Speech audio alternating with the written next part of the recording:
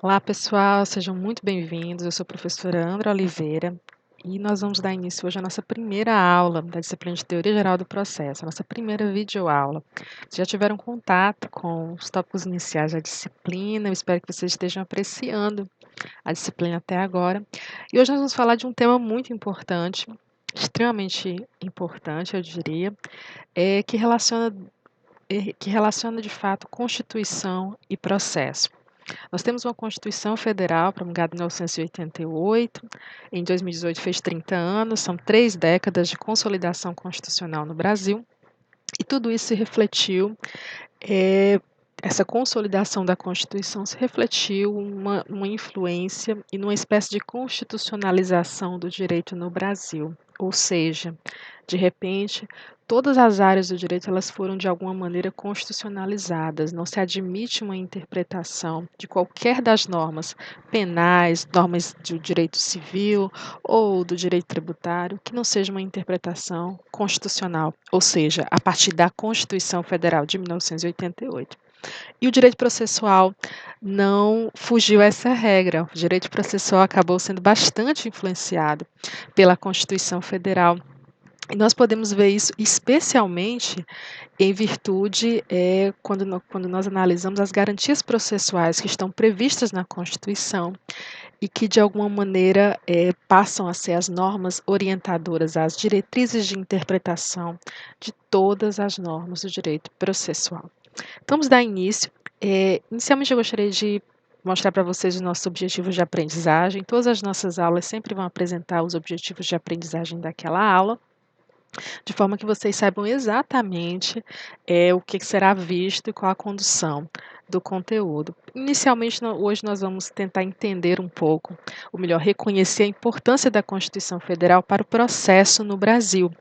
Vamos analisar também os princípios constitucionais processuais e vamos identificar essas normas fundamentais processuais.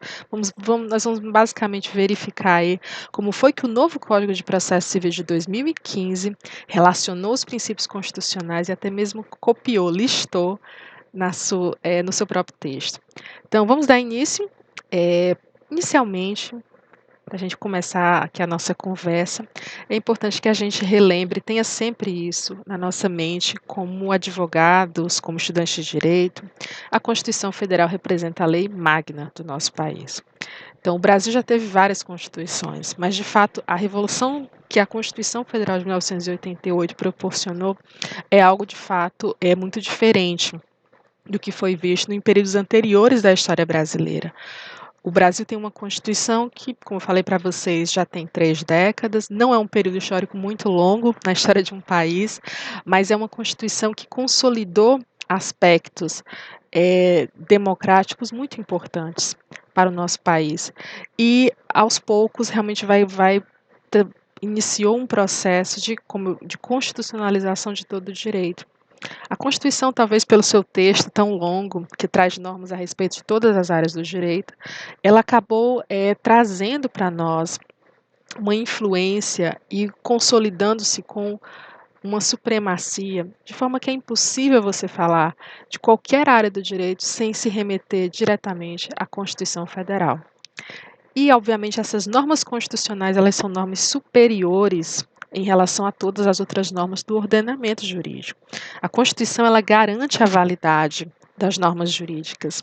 Então, se uma norma está dentro do ordenamento jurídico brasileiro, é porque essa norma necessariamente está de acordo com a Constituição Federal de 88. E se não estiver, professora? Se ela não estiver, essa norma deve ser afastada. As normas jurídicas do ordenamento, elas devem necessariamente estar alinhadas com a Constituição Federal. E aí é que entra, de fato, o material que influencia o direito processual.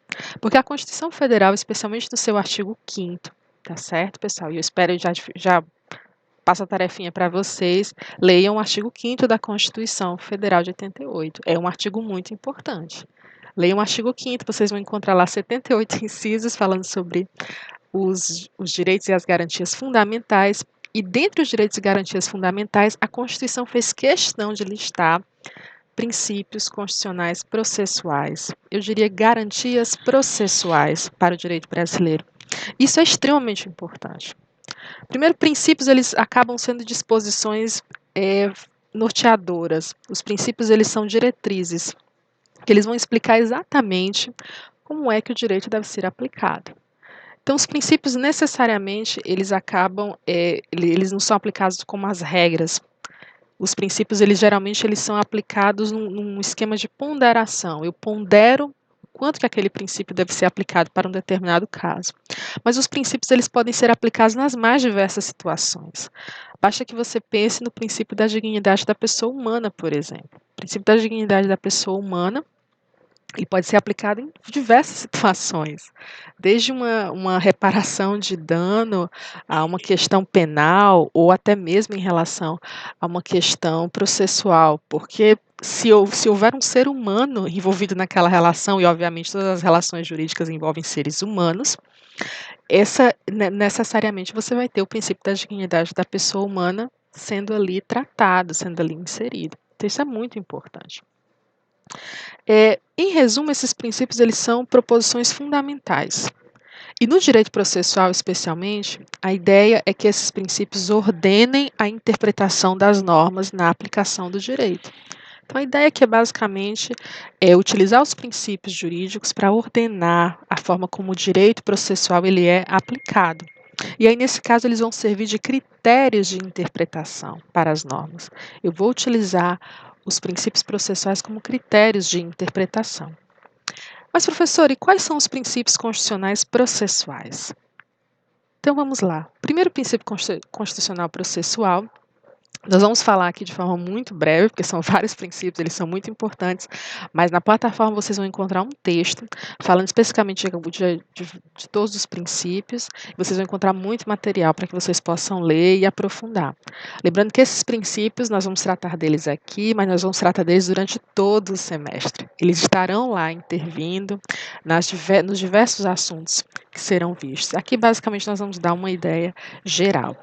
O primeiro princípio, um dos mais importantes, é o princípio do devido processo legal.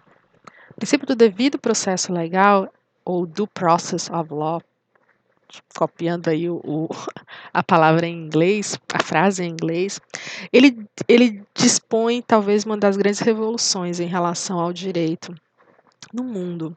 A necessidade de que uma pessoa, antes de ser condenada, antes de receber uma sentença, ela tenha direito ao devido processo legal. Um devido processo legal é caracterizado por duas coisas muito importantes: o direito de ação e o direito de defesa. Para que haja o devido processo legal, é necessário que as partes tenham capacidade de se defender e ampla possibilidade de exercerem o contraditório. Isso é muito importante dentro do direito, do devido processo legal.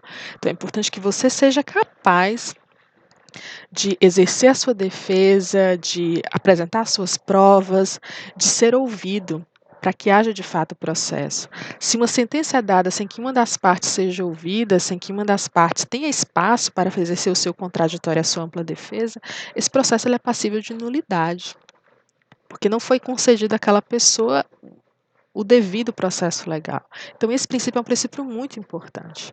Então, quando a gente percebe algum tipo de ilegalidade na condução de um processo, se uma das partes não foi ouvida, se não houve ali de fato a,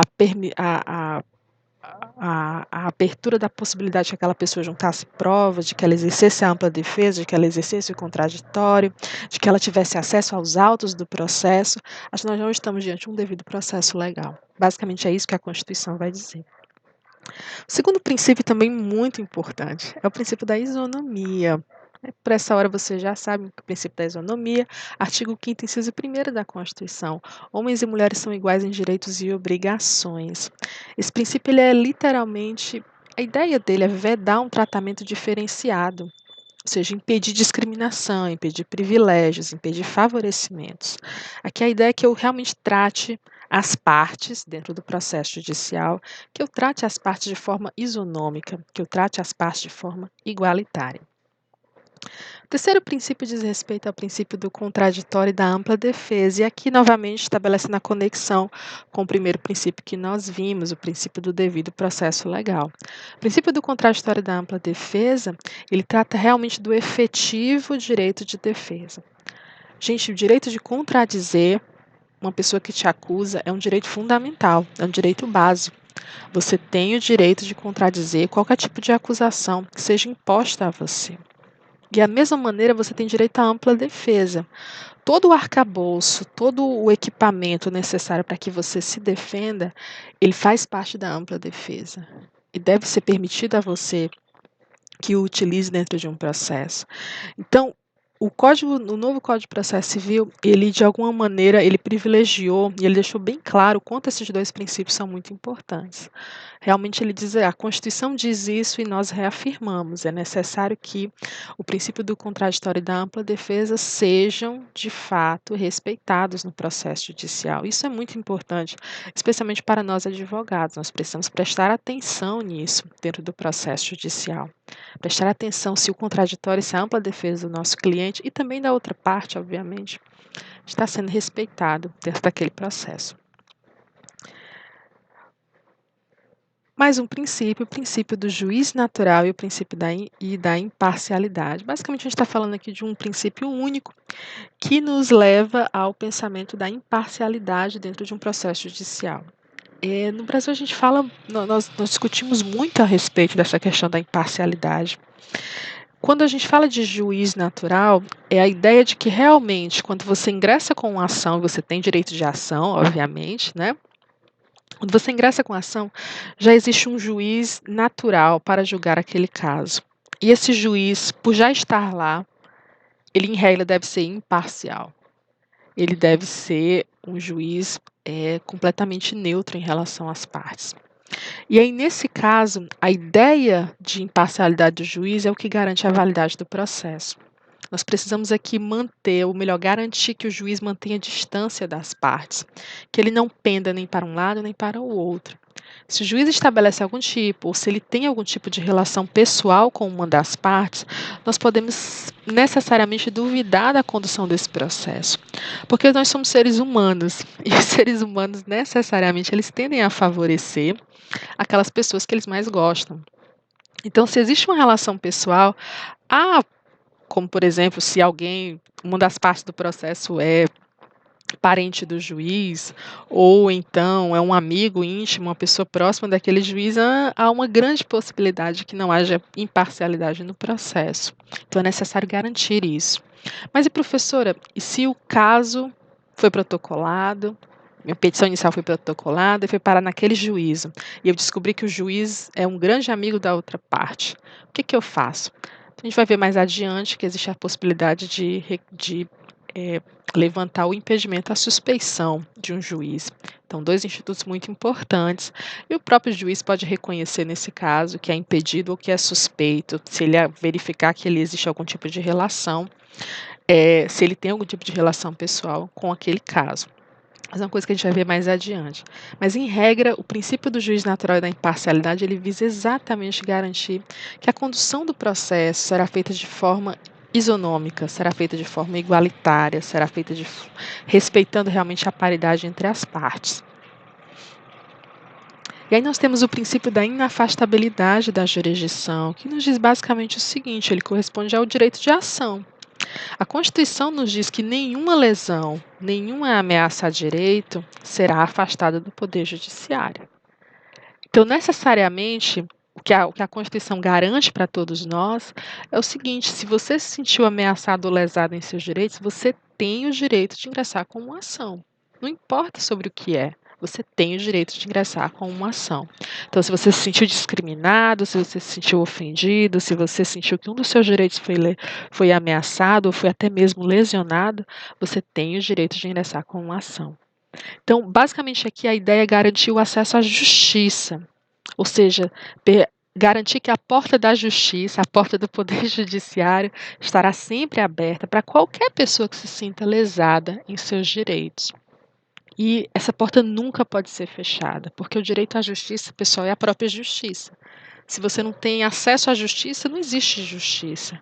Então, aqui esse princípio da inafastabilidade da jurisdição é um dos princípios mais importantes e ele foi bastante honrado pelo novo Código de Processo Civil.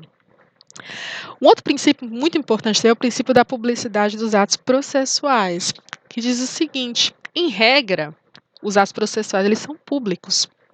Então, todo ato processual, ele para honrar exatamente a transparência daquele processo, ele deve ser exercido de forma pública. Mas, professora, e os processos que correm em segredo de justiça? Aí é uma exceção, obviamente, também permitida e por uma razão muito importante.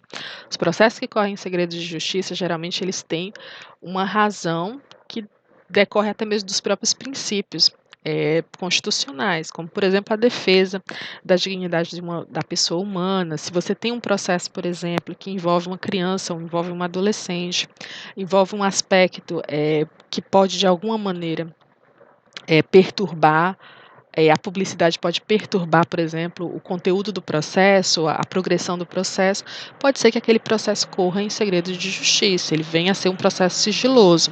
Mas não é porque o juiz quer que ele seja sigiloso, ou uma das partes quer que ele seja sigiloso, mas é pela própria natureza daquele processo. Então, um processo penal que tenha gerado, por exemplo, grande comoção social, geralmente vai correr em segredo de justiça, até porque a publicização dos atos acaba se transformando em sensacionalismo nas manchetes dos jornais e tudo mais. E é importante que o processo ele seja público, mas também haja paz para as partes, para que o processo realmente possa ser conduzido da melhor maneira possível. Então, regra geral, todos os atos processuais são públicos, mas se pelas próprias características do processo houver uma justificativa, ele pode correr em segredo de justiça, tá certo? Um outro princípio também muito importante, acho que corre exatamente do lado ali do princípio do juiz natural, é o princípio da motivação das decisões. O juiz, em regra, ele tem toda a liberdade para decidir. Ele decide usando o seu livre convencimento. Então, basicamente, é isso que o direito diz. O juiz ele deve ser convencido durante o processo. Então, as partes vão juntar provas, as partes vão explicar a sua situação através da petição inicial, através da contestação, vão apresentar ali as provas que têm, vão apresentar ali as suas razões, e o juiz ele vai sendo convencido por aquela argumentação que seja mais persuasiva, aquela argumentação mais convincente. Então, existe ali um livre convencimento do juiz. Ele vai ouvir as razões, ele vai ouvir as motivações de ambas as partes e ele vai ser convencido por aquela que seja mais razoável. E aí ele vai dar a sua decisão. Então, esse princípio da motivação diz o seguinte: o juiz tem liberdade, mas ele deve fundamentar todas as suas decisões judiciais. Se o juiz vai dar uma sentença, até mesmo o tribunal vai dar o seu acórdão, é necessário que a decisão seja fundamentada. Ou seja, ele vai explicar exatamente o que foi que o convenceu a se decidir daquela maneira. Ele vai apresentar as suas razões. Não existe sentença não fundamentada. Não existe. Se a sentença foi dada e não houve de fato uma motivação das decisões, você deve, com toda certeza, apontar isso e existem os recursos próprios necessários para que você possa questionar essa decisão. Porque, em regra, toda decisão precisa ser motivada, precisa ser fundamentada. O princípio do duplo grau de jurisdição, nosso próprio princípio, é um princípio muito importante também, tá certo, pessoal? Ele diz basicamente o seguinte: você tem direito não apenas de acesso à justiça, mas você tem direito também de que uma decisão dada em um determinado processo que lhe envolvia seja revista. Ou seja, não basta simplesmente você ter acesso a um juiz que vai julgar o seu caso, mas você tem direito também de questionar essa decisão. Não infinitamente, mas de forma dupla, ou seja, duplo grau de jurisdição.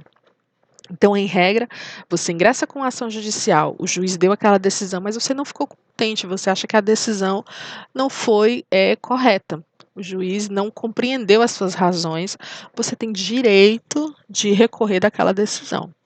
E isso é para todos os processos, todos os processos.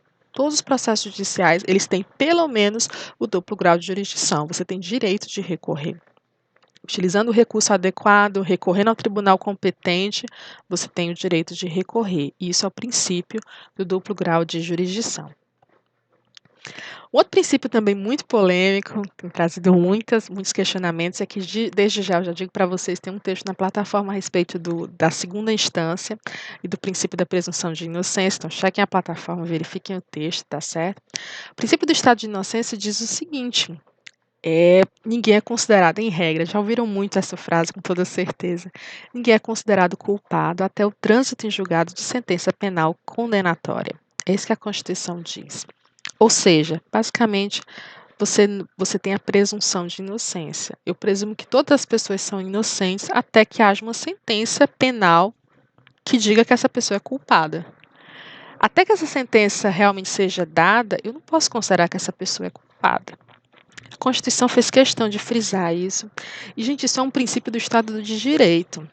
Você não pode presumir que uma pessoa é culpada, você tem que presumir que ela é inocente, até que todas as provas sejam juntadas, até que toda a argumentação seja ali colocada e de fato se prove que aquela pessoa é culpada. Isso é um princípio civilizatório. Se você não tivesse o princípio da presunção de inocência, você poderia perpetrar qualquer tipo de perseguição utilizando os meios legais contra qualquer pessoa, simplesmente por presumir que essa pessoa é culpada. Isso não é correto, isso não é justo. É necessário que a pessoa tenha direito de ampla defesa. Então, a presunção de inocência, ela dá o benefício da dúvida para todo cidadão. Presume-se que você é inocente até que alguém prove que você de fato é culpado. Então, é um princípio extremamente importante, mas no Brasil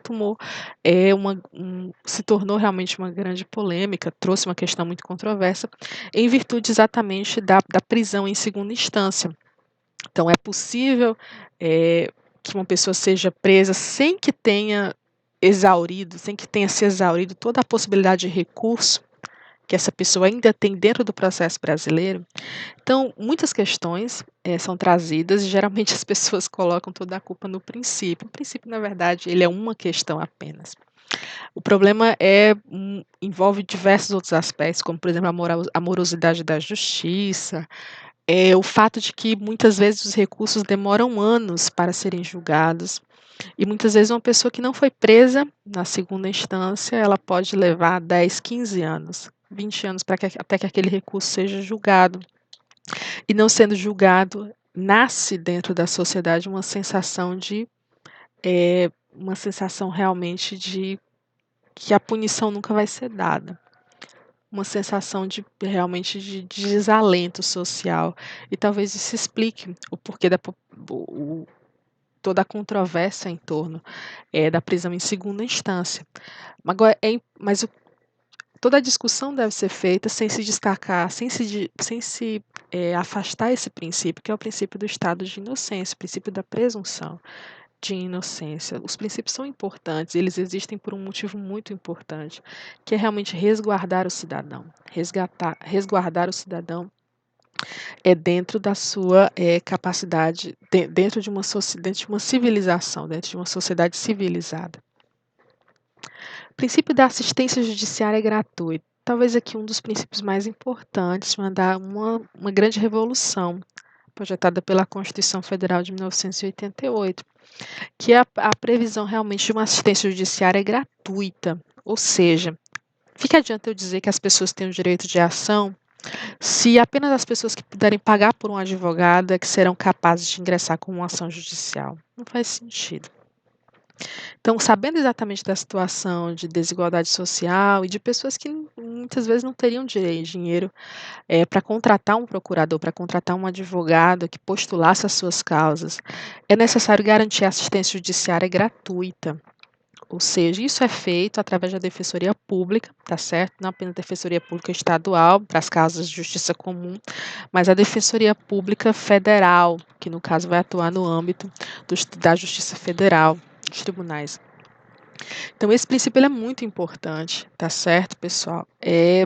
E ele garante realmente que não basta garantir o direito de ação, é necessário garantir os meios para que uma pessoa ingresse com uma ação judicial.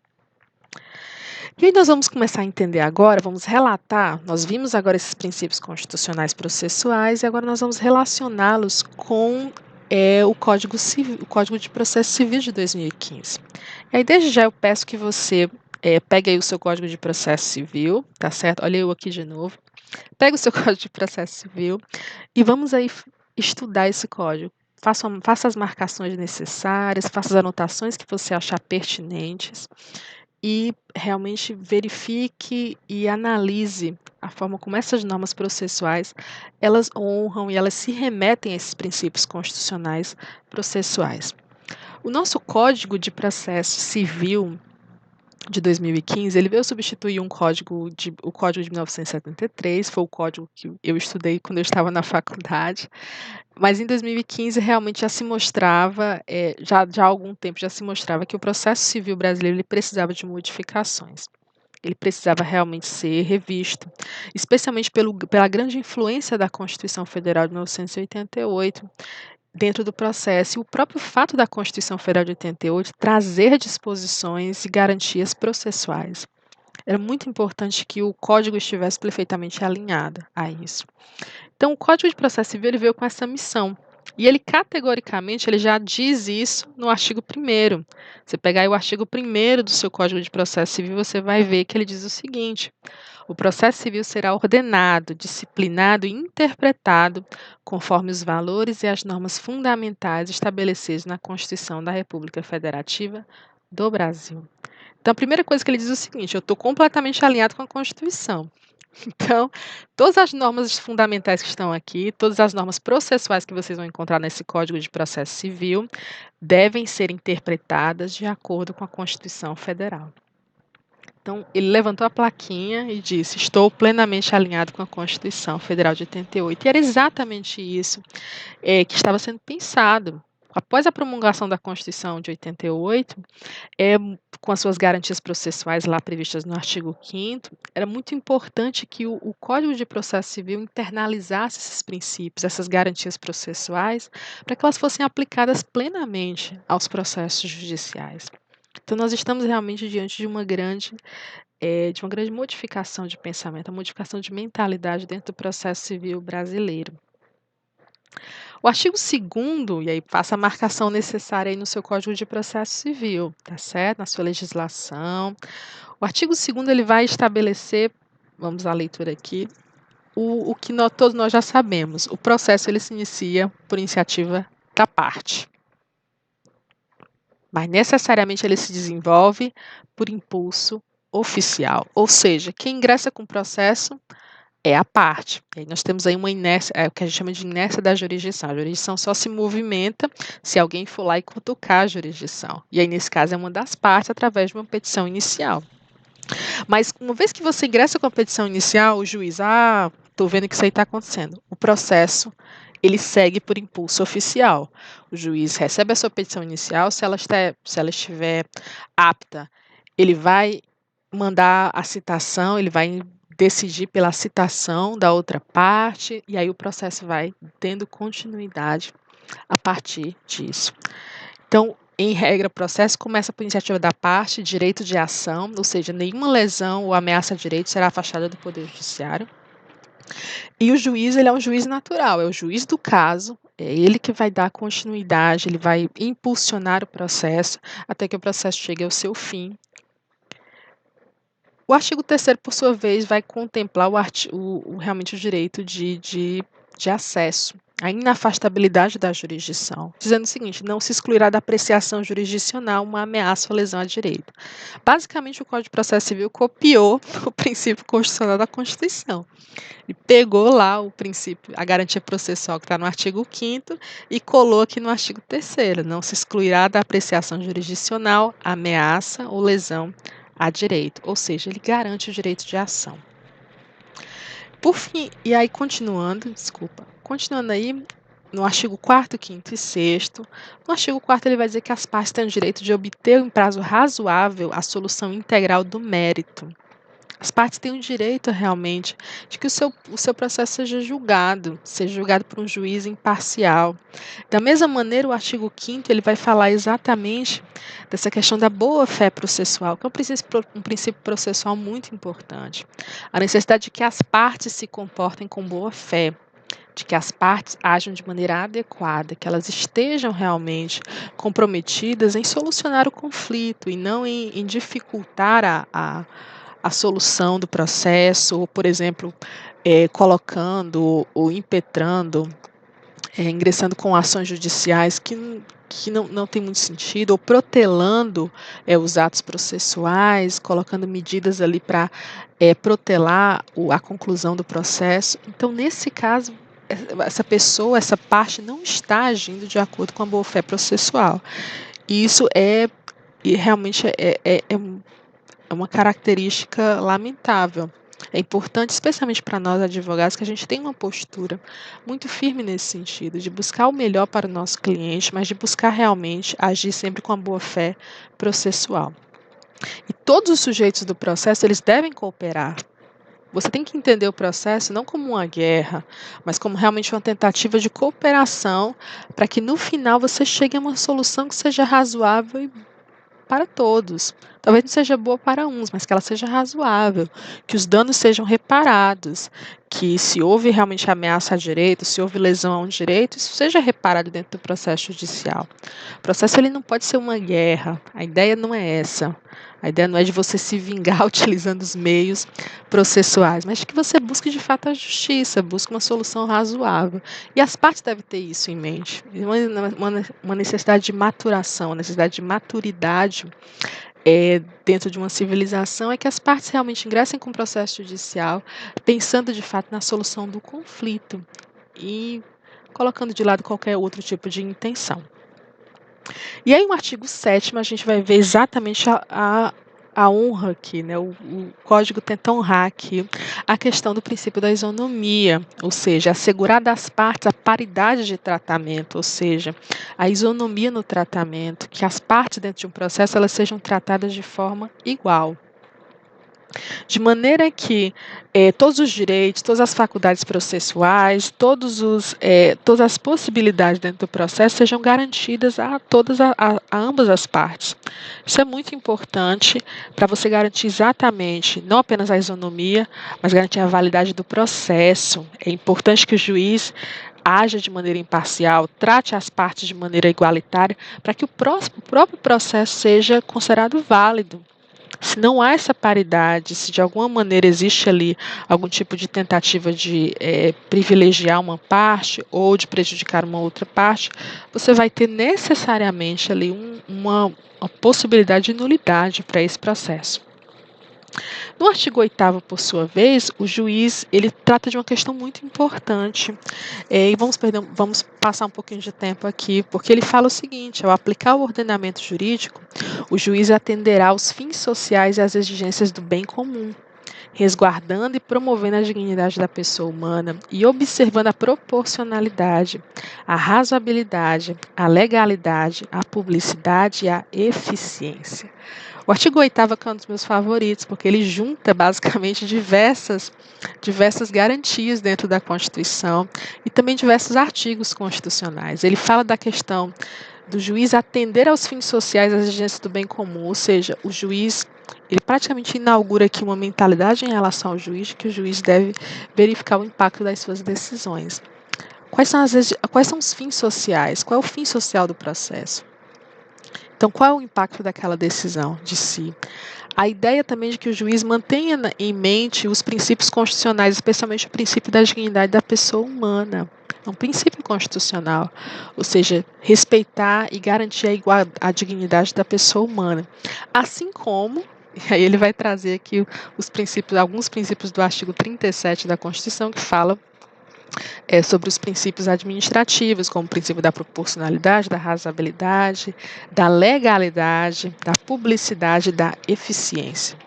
Então, aqui, na verdade, é praticamente assim, vou pegar vários tópicos da Constituição e vou juntar em um único artigo, deixando bem claro quais são os deveres do juiz ao dar uma decisão em um processo judicial.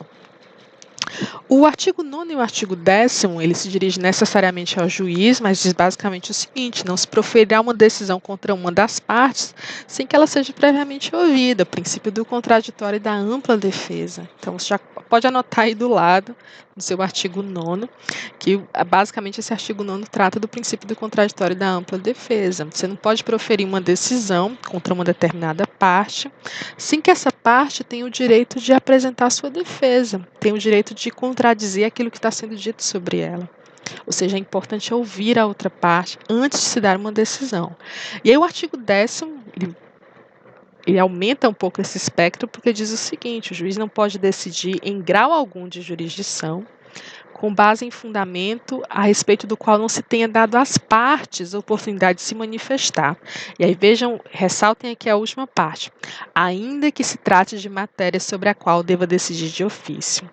É muito interessante isso porque o juiz, em algumas questões do processo, ele pode decidir de ofício.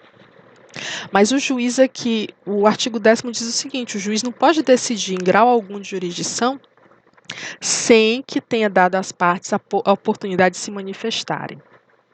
Então é importante, em honra do princípio da ampla defesa do contraditório, vamos conceder às partes o direito de se manifestarem, mesmo que naquele caso específico o juiz possa decidir de ofício. Mas o princípio constitucional é muito forte, a ampla defesa e o contraditório precisam ser respeitados. Então vamos inserir essa disposição no artigo 10º do Código de Processo Civil.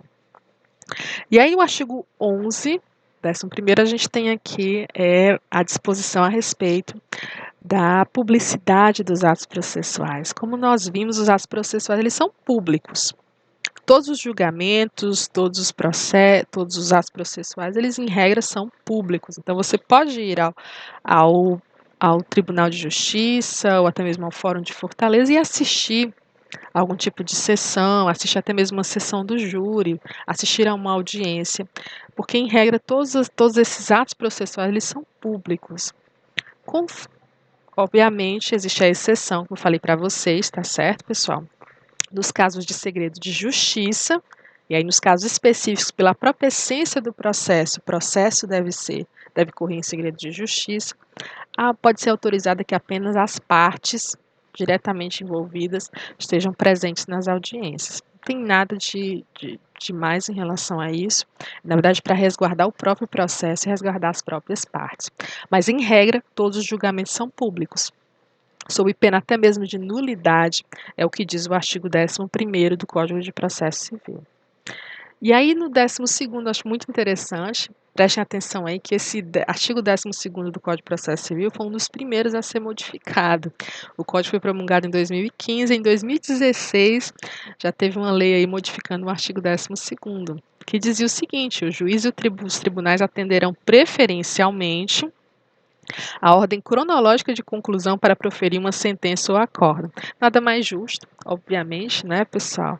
Não faz sentido você ingressar com um processo e ele ficar numa vara há 5 anos e um processo recente ser julgado de forma mais rápida do que aquele processo anterior. Então é necessário que haja assim, uma preferência pelos processos mais antigos, para que realmente se garanta a eficiência, a celeridade da justiça. O artigo 13º, aqui no caso, vai tratar da questão da jurisdição civil brasileira, das normas processuais em relação ao território, né, em relação às normas internacionais, por exemplo, como os tratados, as convenções, os acordos internacionais dos quais o Brasil seja parte. Nesse caso, a jurisdição civil brasileira, ela vai ser regida pelas normas processuais brasileiras. Então, essa é a regra geral. Ressalvada, ou seja, a exceção das disposições específicas daquelas previstas nos tratados, nas convenções ou nos acordos internacionais. Mas, em regra geral, toda jurisdição civil no Brasil